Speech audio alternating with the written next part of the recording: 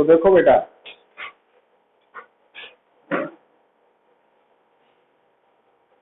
तो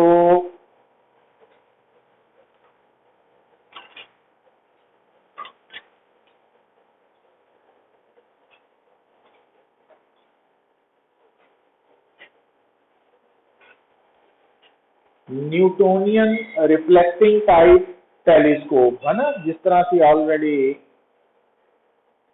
गल की सीगी कि जिहड़ा टेलीस्कोप है ਉਹਨੂੰ ਅਸੀਂ ਇੱਕ ਤਾਂ ਰਿਫਰੈਕਟਿੰਗ ਟਾਈਪ, ਦੂਸਰਾ ਰਿਫਲੈਕਟਿੰਗ ਟਾਈਪ, ਦੋ ਕੈਟਾਗਰੀਜ਼ ਦੇ ਵਿੱਚ ਡਿਵਾਈਡ ਕਰਦੇ ਹਾਂ। ਜਿਹੜਾ ਤਾਂ ਰਿਫਰੈਕਟਿੰਗ ਟਾਈਪ ਟੈਲੀਸਕੋਪ ਹੈ ਉਹਦੇ ਵਿੱਚ ਤਾਂ ਜੋ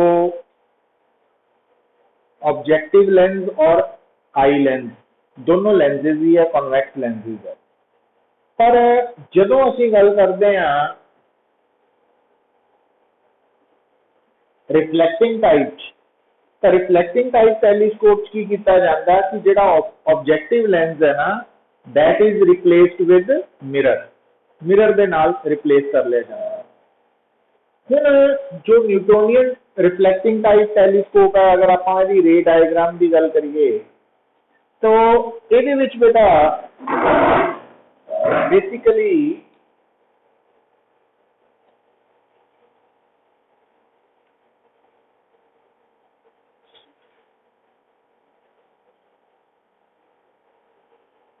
हाँ बेटा कॉनकेव मिरर है,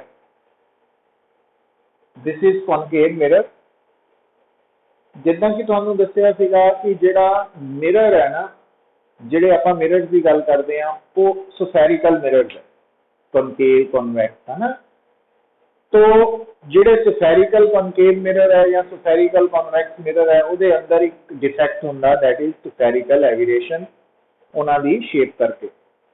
तो उस डिफेक्ट नूं भी असीं पूरी तरह नाल इलिमिनेट कर सकते हैं by using paraboloidal concave mirror. मतलब स्फेरिकल मिरर की जगह पे पैराबोलॉइडल मिरर शेप जिहड़ी है उन्होंने यूज करके असीं स्फेरिकल एविरेशन नूं भी खत्म कर सकते। तो एक्चुअली ये जिहड़ा मिरर है ये पैराबोलॉइडल कॉनकेव मिरर हुंदा है ना। तो हुण इस केस दे विच की होएगा कि जिहड़ा डिस्टिंक्ट ऑब्जेक्ट है उहदे तो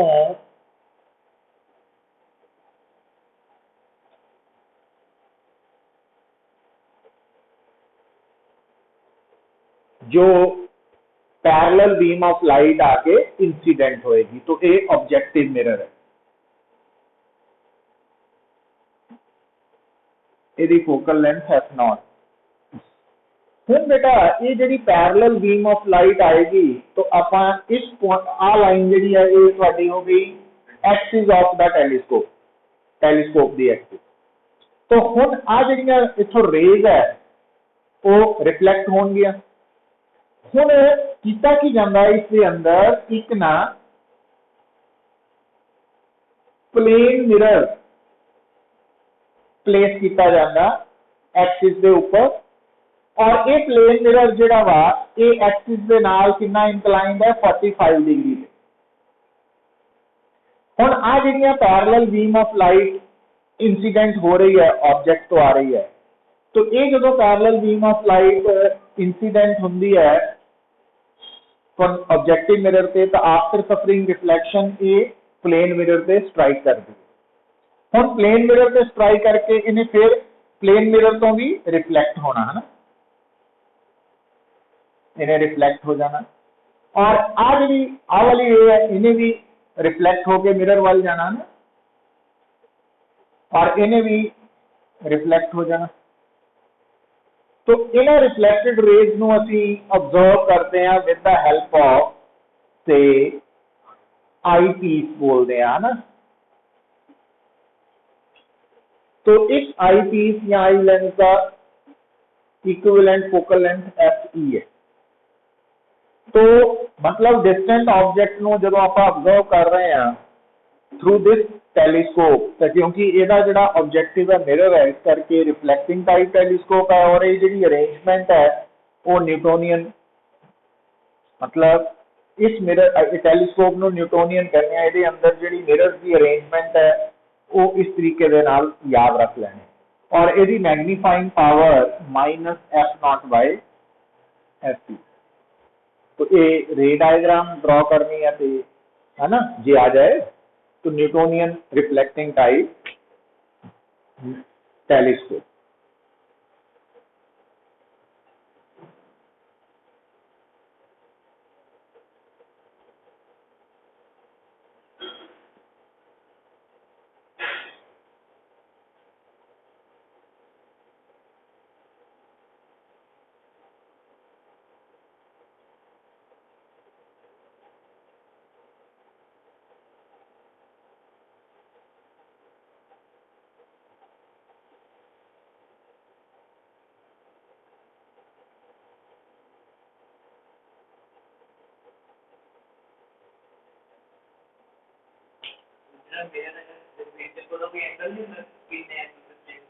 हाँ वाला 45 डिग्री विद द एक्सिस।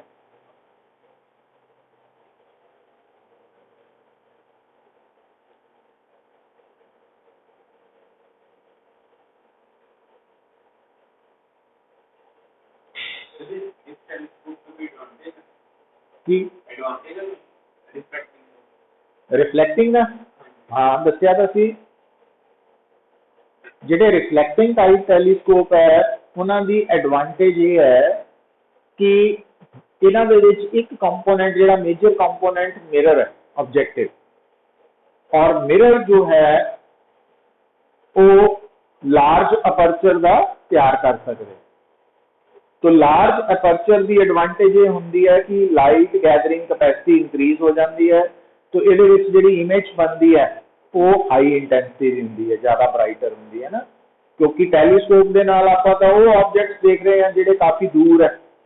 तो जे वो काफ़ी दूर है पहले ही उन्होंने तो लाइट घट आ रही है साढ़े कोल है ना, नंबर ऑफ रेज घट पहुंच रही हैं, तो इस करके अपर्चर ज़्यादा होने करके उसकी इमेज जी है वो ब्राइटर बने। तो डिसएडवांटेज ये है कि क्योंकि बल्कि है साइज वड्डा वा तो इनू एक तो दूसरी जगह शिफ्ट नहीं कर सकते। दूसरी ये एडवांटेज ये हो गई कि जिहड़ा रिफ्रैक्टिंग टाइप टैलीस्कोप है क्योंकि वह ऑब्जेक्टिव लेंस है, तो ऑब्जेक्टिव लेंस दे विच स्फेरिकल एविरेशन डिफेक्ट भी है तो क्रोमैटिक एविरेशन भी है। तो मिरर च पहला ही एक ही डिफेक्ट है पर वो भी असी खत्म कर सकते हैं यूजिंग पैराबोलॉइडल मिरर है ना, इस करके वो एडवांटेज हो जाती है। तो ये जस्ट रे डायग्राम याद ही रखनी है तुसी। हुण बेटा दूसरा है ये रिफ्लैक्टिंग टाइप च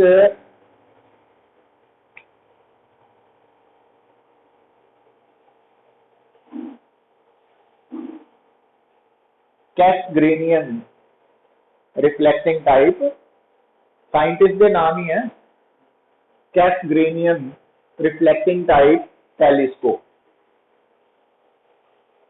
हुण इस टेलीस्कोप के विच की होएगा, मतलब यदि रे डायग्राम की होएगी तो ये विच बेटा देखो आ देखियो आ है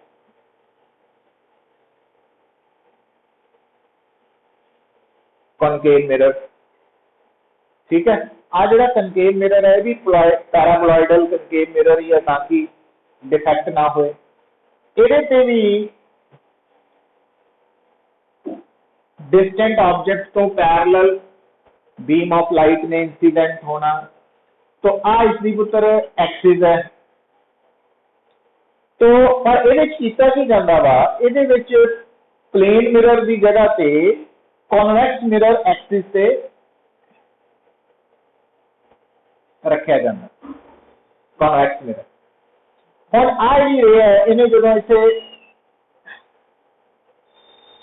है ना, इन्हों थोड़ा जा ऐदा हुण देखियो ध्यान नाल, तो आ वाली रे इत्थे चला गई। हुण इस कनकेव मिरर ने यदि फोकल लेंथ f0 है, ये ऑब्जेक्टिव है बेसिकली, तो इन्हें रिफ्लैक्ट करना ना, आ रिफ्लैक्ट करना। हुण कीता की जांदा इमेज नूं ऑब्जर्व करन लई ना, आ जिहड़ा ऑब्जेक्टिव मिरर है इहदे च ना छोटा जिहा होल कीता हुंदा गैप, तो आ ਜਿਹੜੀਆਂ रिफ्लैक्टेड रेज है ये थ्रू बाहर निकलेंगे, ये छोटा गैप है और इत्थे की लगा होया आई पीस, ਉਹਦੇ ਨਾਲ ਅਸੀਂ ਇਹਨੂੰ ਅਬਜ਼ਰਵ ਕਰ ਲੈਂਦੇ ਉਹਦੇ ਥ्रू। तो ये दी रे डायग्राम होगी और मैग्नीफाइंग पावर यदि भी सेम फार्मूला ही रहना F0 by F2।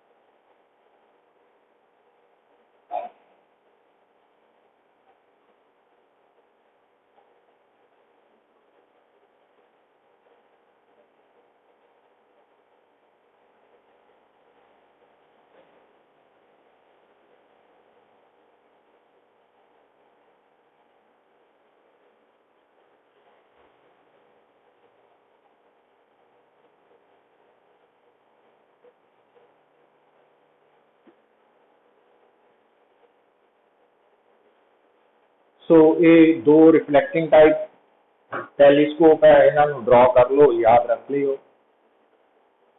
हुण बेटा तो ये नाल साडा ये जिहड़ा टॉपिक है रे ऑप्टिक्स वो कंप्लीट हो जाता है। हुण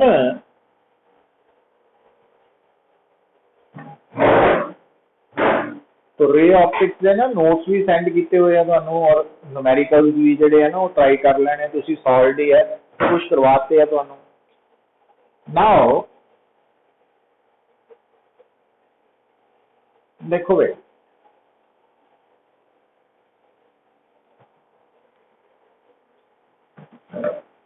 हुण आपां शिफ्ट करना बेटा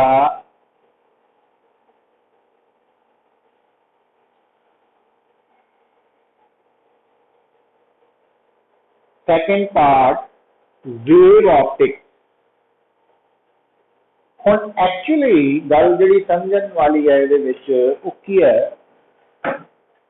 देखो वेव ऑप्टिक्स दे विच असीं different phenomena related with light study करते हैं, पर उन्होंने एक्सप्लेन करते वक्त लाइट दी वेव नेचर नो कंसिडर किया जाता। मतलब उन्हों की एक्सप्लेनेशन उदों ही हो पाएगी जदों वेव नेचर कंसिडर होएगी, अदरवाइज नहीं। जिहड़ा यूनिट नंबर 5 है उन्हें सानू ये दस चुका वा कि लाइट जिहड़ी है वो इलैक्ट्रोमैग्नेटिक वेव है, ट्रांसवर्स इन नेचर है, क्रेस्ट ट्रफ की फॉर्म च हुंदी है ना, तो वो आपां डिस्कस कीता सीगा। पर जदों असीं वेव ऑप्टिक्स दे पहले पार्ट की गल करते हैं, देखो ये विच बेटा फर्स्ट पार्ट जिहड़ा वा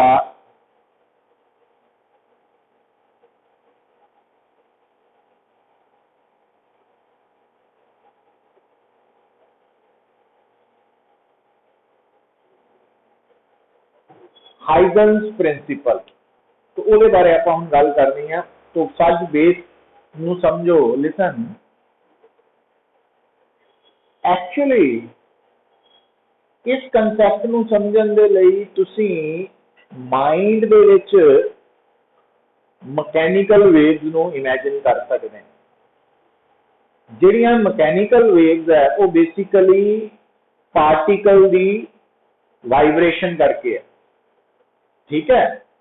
हुण तुसी इमेजिन करो कि पानी दे सरफेस में, पानी का सरफेस जिहड़ा वा वो बड़ा काम है ना, शांत है, उहदे विच कोई डिस्टरबेंस नहीं हो रही, और तुसी एक छोटा जिहा पत्थर उहदे विच थ्रो कर दो तो तुसी उहदे विच रिपल्स बनदियां देखदे हैं। हुण एक्चुअली वो जिहड़ियां रिपल्स है वो की रिप्रेजेंट कर रही हैं, वेव नू है ना, ट्रांसफर ऑफ एनर्जी नू। हुण पानी का सरफेस बेटा 2D है, पानी का सरफेस 2D है, उहदे ते जिहड़ी तुसी रिपल बनदी देखदे आ वो सर्कुलर फॉर्म च है। सर्कुलर है ना, सर्कुलर फॉर्म च है। तो जे असी इस कंसैप्ट को 3D एक्सटेंड करिए तो 3D च वो रिपल्स स्फेरिकल फॉर्म च होंगे, स्फीयर आएगा है ना। हुण वो जिहड़ी रिपल तुसीं देख रहे हैं पानी च बन रही है, वो टाइम दे नाल ओहदा साइज ग्रो कर रहा, वो वड्डी हुंदी जांदी है ना, वड्डी हो रही है साइज दे विच। कभी ऑब्जर्व किया? हुण वो जिहड़ी रिपल है वो बेसिकली किद्दां वो सानू क्यों नजर आ रही है, अलग क्यों सर्कल जिहा नजर आ रहा, वो बड़ा सिंपल लॉजिक है उहदे पिछे भी एक्चुअली होया की है कि शुरू च पानी दे सरफेस दे हर मॉलिक्यूल नू असी इमेजिन कर लेने आ वो रेस्ट ते है, हुंदे नहीं है बट वो रेस्ट ते है ना। हुण तुसी एक टॉपिक +1 पढ़ते हैं ऑसिलेशन का। जदों कोई भी पार्टिकल ऑसिलेट करता वा तो उहदे नाल असी मेनली एक मीन पोजीशन ते दो एक्सट्रीम पोजीशंस जोड़ते हैं है ना, कि जदों पार्टिकल ऑसिलेट कर रहा तो मीन पोजीशन वो पॉइंट है जिथे उहदे ते नेट फोर्स 0 है पर उहदी वेलोसिटी मैक्सिमम है, ते एक्सट्रीम पोजीशंस वो पॉइंट्स है जिथे फोर्स मैक्सिमम है बट वेलोसिटी 0 है। और जिहड़ियां दो एक्सट्रीम पोजीशंस है उन्हां दा मिड पॉइंट जिहड़ा वा वो मीन पोजीशन, तां ही तां मीन कहने आपां। तो मीन पोजीशन इक्विलिब्रियम पोजीशन भी बोल दित्ती जांदी। हुण जदों आपां इत्थे इमेजिन करो कि पानी दा जिहड़ा सरफेस है उहदे च बहुत सारे पार्टिकल्स है, मॉलिक्यूल्स है, और उन्होंने इमेजिन करो रेस्ट ते है। रेस्ट मतलब अपनी अपनी मीन पोजीशन ते है शुरू च। हुण होया कि जदों आपां एक पत्थर स्ट्राइक कीता, हुण वो पत्थर जिहड़ा जदों आपां पत्थर थ्रो कीता तो पत्थर दे कोल काइनेटिक एनर्जी है। तो मान लो वो पत्थर का साइज इतना छोटा वा कि वो पानी दे एक मॉलिक्यूल नाल जाके टकराया है ना, इतना छोटा वा, इमेजिन कर लो। तो जिहदे नाल वो जाके टकराया तो पत्थर ने अपनी काइनेटिक एनर्जी उस मॉलिक्यूल नू प्रोवाइड करती और उन्हें मिलन नाल वो पार्टिकल जिहड़ा मॉलिक्यूल है वो अपनी मीन पोजीशन तो डिस्टर्ब हो गया।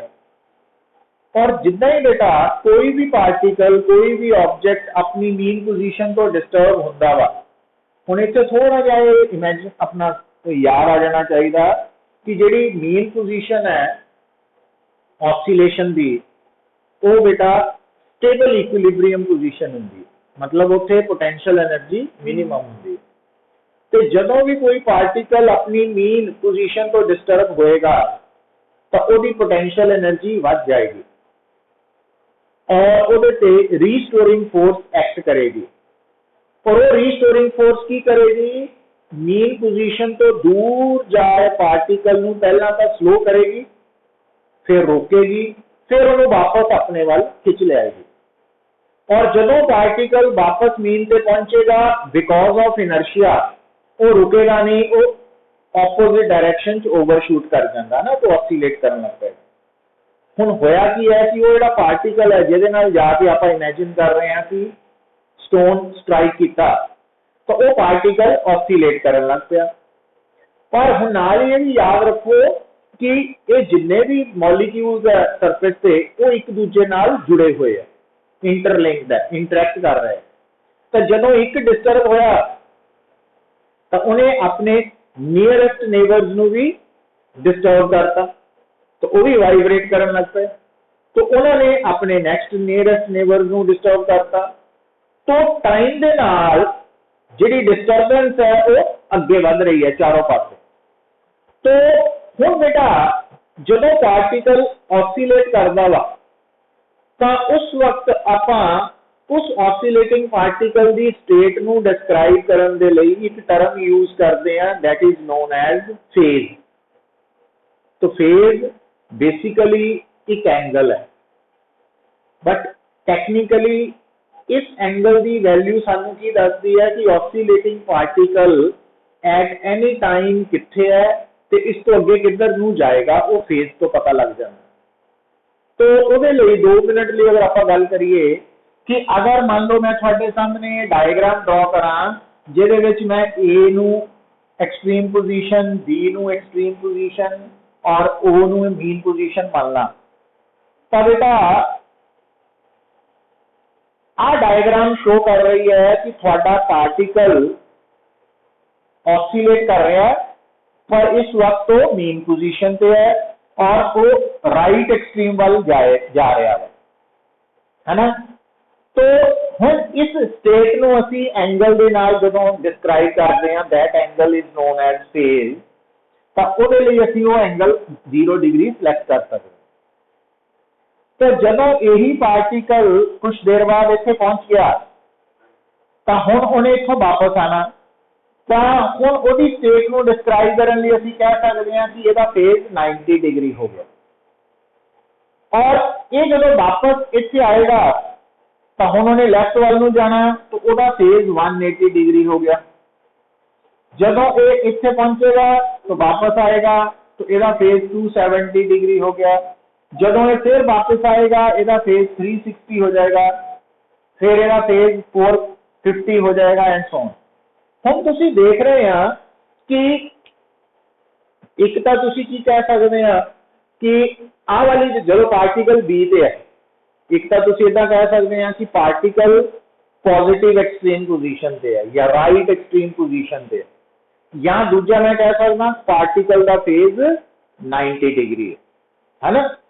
तो जे मैं कहना कि पार्टिकल मीन पोजीशन पे है, तो मैंने दसना पड़ेगा कि पार्टिकल मीन पोजीशन तो पॉजिटिव एक्सट्रीम वाल जा रहा, तो मैं कहूँगा उसका फेज 0 डिग्री है या 360 है। जे 0 कहूँगा तो इसका मतलब हाले मोशन स्टार्ट होया, जे मैं 360 कहूँगा तो इसका मतलब वो एक वाइब्रेशन कंप्लीट करके दोबारा स्टार्ट कर रहा है, रिपीट कर रहा है ना, रेपिटेशन आ गई। तो 0 और 360 डिग्री का मतलब सेम स्टेट ही है, बस हाँ ये फर्क है भी 0 डिग्री लिए हाले स्टार्ट हुआ, तो 360 का मतलब 1 रेवोल्यूशन कंप्लीट हो गई।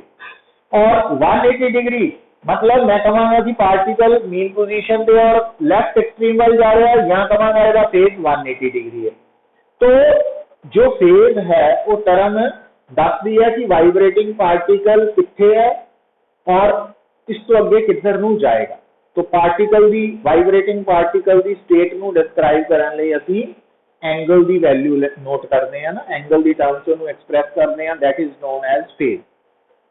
हुण बेटा जिहड़ी गल मैं तुहानूं दस्सी है, देखो भी असीं वेव मोशन दे बारे गल करनी है, पहला उहनूं डिस्क्राइब करन लगे।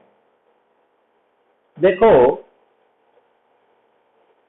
हुण क्योंकि साडा टॉपिक है वेव ऑप्टिक्स, वेव ऑप्टिक्स दे विच असीं लाइट वेव दे बारे गल कर रहे हैं, पर उन्होंने बैटर वेव समझण दे लई असीं मैकेनिकल वेव नूं दिमाग च रख रहे हैं, क्योंकि उहदे बारे असीं नज़र आंदा सानूं विद आई।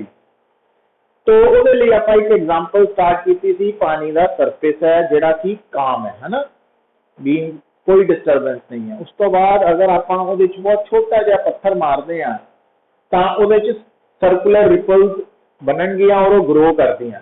वो रिपल्स बेसिकली की रिप्रेजेंट कर रहा कि जे तुसी उस नूं फोटोग्राफ करो है ना टाइम दे नाल, एक टाइम ते क्लिक किया फिर अगले टाइम ते एक तो वो साइज ग्रो कर रहा, दूसरा वो जी रिपल है बेसिकली वो की दस रही है कि वो जो सर्कल जहा नजर आ रहा वो दस रहा कि उस सर्कल के ऊपर जिन्ने भी पार्टिकल्स है वो इको तरह नाल वाइब्रेट कर रहे हैं, मतलब एक दूसरे के नाल इन रेजोनेंस है। वाइब्रेट मीन जो सारे सर्कल के पार्टिकल मीन ते है ना, तो हम इकट्ठे पॉजिटिव एक्सट्रीम वाल जाओगे, इकट्ठे वापस आओगे, तो इस करके वो एक अलग मतलब प्रेजेंस शो करते अपनी सराउंडिंग नालों, तो ਉਹਨੂੰ ਅਸੀਂ कह ਦਿੰਦੇ ਆ ਉਹ ਜਿਹੜਾ उस पोर्शन ਨੂੰ ਅਸੀਂ ਕੀ कह ਦਿੰਦੇ ਆ ਜਿਹੜਾ सर्कल ਤੁਹਾਨੂੰ नजर आ रहा उस इंस्टेंट ਤੇ ਉਹਨੂੰ ਅਸੀਂ कह ਦਿੰਦੇ ਆ technically wave front, that is known as wave front. तो वेव फ्रंट बेसिकली की है पुत्र, एक जे आप टेक्निकली समझिए जिस तरह थानू याद होएगा पहले यूनिट दे विच तुसीं एक टर्म पढ़ते सी इक्विपोटेंशियल सरफेस। इलैक्ट्रिक फील्ड के अंदर अगर आप उन्होंने पॉइंट्स में जोड़िए जिन्हों का पोटेंशियल सेम है तो उन्होंने जोड़ के जो सरफेस नजर आएगा बनेगा वो सी इक्विपोटेंशियल सरफेस। उदा ही अगर मान लो साडे आले दुआले पार्टिकल्स वाइब्रेट कर रहे हैं, हुण जो पार्टिकल्स वाइब्रेट कर रहे हैं तो आप सिर्फ उन्होंने पार्टिकल्स नूं जोड़ना वा जिन्हां दा फेज सेम है ना। तो जो पार्टिकल्स नूं जोड़िया जिन्हां दा फेज सेम है तो पार्टिकल नूं जोड़ के जो सरफेस बनेगा तो वेव फ्रंट है, that is known as wave front. तो जिद्दां इक्विपोटेंशियल सरफेस ते हर पॉइंट का पोटेंशियल सेम है, इसका मतलब वेव फ्रंट वो सरफेस है जिहदे उपर उस वक्त वाइब्रेटिंग पार्टिकल्स का फेज सेम है, फेज सेम है। तो इन फेज वाइब्रेट करते उन्होंने वेव फ्रंट कहते हैं। और थानू याद होएगा इदा देखो इलैक्ट्रिक फील्ड नूं रिप्रेजेंट करने लई ज्योमैट्रिकली असीं एक तां हेल्प लैंदे आ इलैक्ट्रिक फील्ड लाइन्स दी ते एक हेल्प लैंदे आ इक्विपोटेंशियल सरफेसिस दी। इक्विपोटेंशियल सरफेस ते इलैक्ट्रिक फील्ड लाइन ये परपेंडिकुलर टू ईच अदर होंगे। मतलब जे मैनू इक्विपोटेंशियल सरफेस पता ना तो मैं इलैक्ट्रिक फील्ड लाइन उहदे परपेंडिकुलर शो कर सकदा, मतलब पता मैनू है ना रिलेशन। उसी तरह नाल जदों असीं लाइट की गल करते हैं या किसी भी वेव की गल करते हैं, इत्थे तां पर्टिकुलरली असीं लाइट की गल कर रहे हैं, तो जिहड़ी लाइट है पुत्तर उहनूं रिप्रेजेंट करने लई असीं एक तां ड्रॉ करते हैं ray of light. Ray of light एक तरह की इलैक्ट्रिक फील्ड लाइन है ते वेव फ्रंट इक्विपोटेंशियल सरफेस वांग है। तो अगर मैनू वेव फ्रंट पता तो मैं रे ऑफ लाइट दस सकना, क्योंकि रे ऑफ लाइट भी वेव फ्रंट के परपेंडिकुलर होगी जिदा electric field line equipotential surface से परपेंडिकुलर होगी। ठीक है, तो वेव फ्रंट ते रे ऑफ लाइट आपस दे विच कितना एंगल बना रहे हैं 90 डिग्री का ना। रे ऑफ लाइट हमेशा वेव फ्रंट के परपेंडिकुलर होगी। और रे ऑफ लाइट एक्चुअली की रिप्रेजेंट करती है डायरेक्शन ऑफ प्रोपोगेशन। ठीक है, जिदा इलैक्ट्रिक फील्ड लाइन के ऊपर टेंजेंट की दसदा इलैक्ट्रिक फील्ड इंटेंसिटी की डायरेक्शन। तो पर क्योंकि रे ऑफ लाइट हमेशा स्ट्रेट होंगी है, जी इलैक्ट्रिक फील्ड लाइन है ना, क्योंकि वो कर्व्ड भी हो सकती है, इस कारण करके ਉਹਦੇ ਉੱਪਰ टेंजेंट ड्रॉ करके ਅਸੀਂ इंटेंसिटी की डायरेक्शन दसते हैं। तो जे मान लो ਤੁਹਾਡੀ इलैक्ट्रिक फील्ड लाइन स्ट्रेट है तो फिर इलैक्ट्रिक फील्ड इंटेंसिटी भी उस डायरेक्शन च ही होंदा वा। तो रे ऑफ लाइट तो होंगी स्ट्रेट है, वो कर्व्ड नहीं हो सकती। इस कारण करके जी रे ऑफ लाइट है वो हमेशा की दसदी है डायरेक्शन ऑफ प्रोपोगेशन। ठीक है, तो इसका मतलब वेव फ्रंट दे हमेशा डायरेक्शन ऑफ प्रोपोगेशन परपेंडिकुलर होएगी। कि अगर मैं थानू कहां कि आ वेव फ्रंट है तो डायरेक्शन ऑफ प्रोपोगेशन ये परपेंडिकुलर है, पर ये थोड़ा जा ध्यान रखियो कि अगर आ वेव फ्रंट है तो परपेंडिकुलर आ भी है, आ भी तो परपेंडिकुलर ही है ना, तो दोनों जो एक डायरेक्शन होएगी उसके बारे भी मैं क्लियर कर दांगा। बट जो डायरेक्शन ऑफ प्रोपोगेशन है वो हमेशा वेव फ्रंट के परपेंडिकुलर है, या डायरेक्शन ऑफ प्रोपोगेशन ते ray of light same direction होंगे ना, इदा याद रखना। तो जे सानू कोई पूछे व्हाट इज वेव फ्रंट तो की समझ लगी कि जदों भी वेव फ्रंट के बारे क्वेश्चन आएगा सानू पूछा जाएगा कि वेव फ्रंट वो सरफेस है जिहदे ऊपर वाइब्रेटिंग पार्टिकल का फेज सेम। हुण जिहड़ा वेव फ्रंट है इसकी शेप की हो सकती, थानू याद होएगा इक्विपोटेंशियल सरफेस की शेप की होएगी। तो इक्विपोटेंशियल सरफेस की शेप प्लेन भी हो सकती है जेकर इलैक्ट्रिक फील्ड यूनिफॉर्म है। तो जे इलैक्ट्रिक फील्ड पॉइंट चार्ज करके है तो इक्विपोटेंशियल सरफेस की शेप जी है वो स्फेरिकल शेप होंगी है। जे थोड़ा electric field due to line of charge है, स्ट्रेट लाइन ऑफ चार्ज, तो फिर वो सिलेंड्रिकल शेप का हो जाता है ना। इसी तरह नाल जिहड़ा थोड़ा वेव फ्रंट है वो प्लेन भी हो सकता है, वो स्फेरिकल भी हो सकता है, सिलेंड्रिकल भी हो सकता है। हुण वो कितना होएगा वो आप ड्रॉ कर लेंगे हैं। तो वेव फ्रंट बेटा टर्म समझ आ गई है ਤੁਹਾਨੂੰ ਹੁਣ ਜਦੋਂ ਤੁਸੀਂ टाइप्स ऑफ वेव फ्रंट की गल करते हैं तो टाइप्स ऑफ वेव फ्रंट दे विच एक आएगा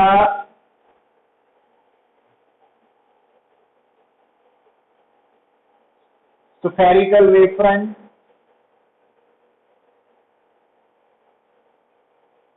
सिलेंड्रिकल वेव फ्रंट और तीसरा है प्लेन वेव फ्रंट। बेसिकली जो प्लेन वेव फ्रंट है वो स्पेशल केस है। हुण गल नूं समझो, जिहड़ी सोर्स ऑफ लाइट है ना उन्होंने असीं किद्दां कैटेगराइज करते हैं, एक कह दिंदे आ पॉइंट सोर्स ऑफ लाइट, मतलब जिहड़ी स्फेरिकल सिमेट्री पोजेस करती है ना, और दूसरी हुंदी है linear source of light.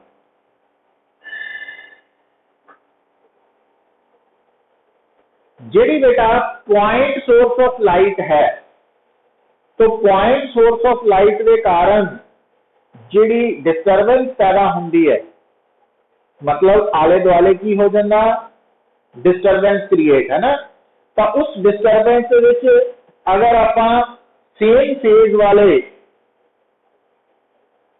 Particles नूं जोड़ के सरफेस बनाइए तो उन्होंने वेव फ्रंट कहा सी ना आपां। हुण जिहड़ी पॉइंट सोर्स ऑफ लाइट है उहदे विच की होएगा, पॉइंट सोर्स ऑफ लाइट तो पैदा हुई डिस्टरबेंस के केस च जदों भी तुसीं एक सरफेस ड्रॉ करोगे, कितना ड्रॉ करोगे, सेम फेज वाले पार्टिकल नूं जोड़ के वो हमेशा स्फेरिकल शेप च होएगा, तो वेव फ्रंट नूं स्फेरिकल वेव फ्रंट कह देंगे। तो पॉइंट सोर्स ऑफ लाइट के केस च असीं स्फेरिकल वेव फ्रंट नूं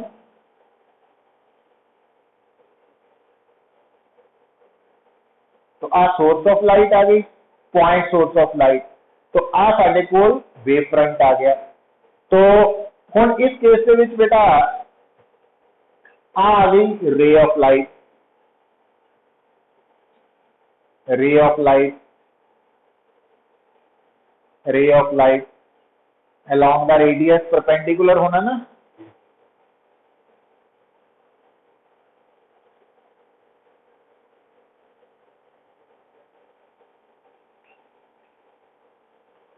ठीक है।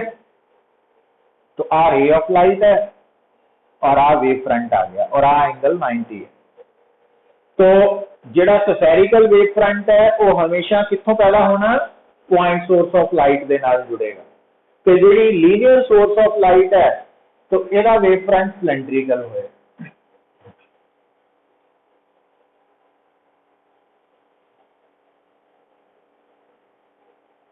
तो आ लीनियर सोर्स ऑफ लाइट, तो इहदा वेव फ्रंट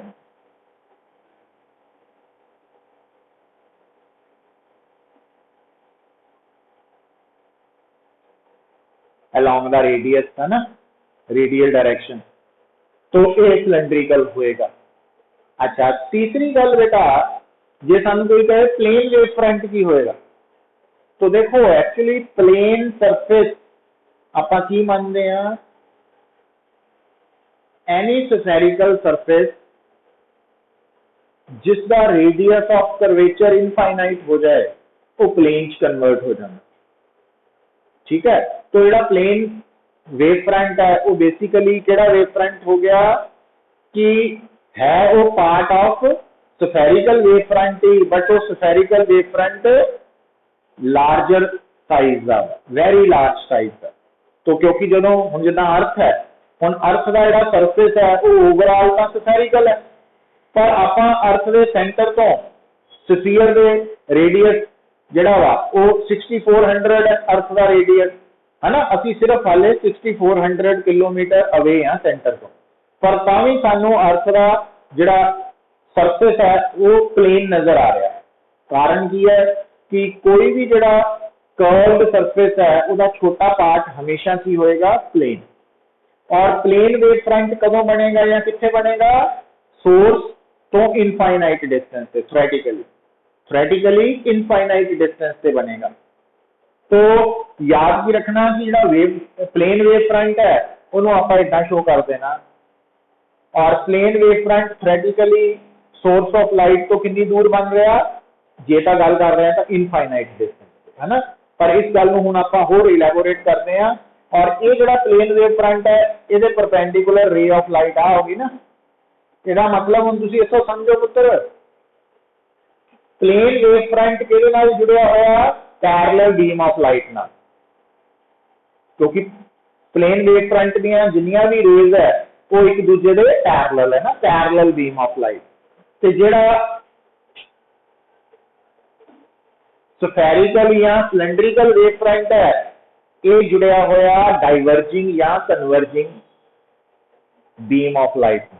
हुण आ वालियां रेज डाइवर्ज कर रही हैं, तो जे रेज अंदर नूं आ रही हैं फिर वो कन्वर्ज हो जाना।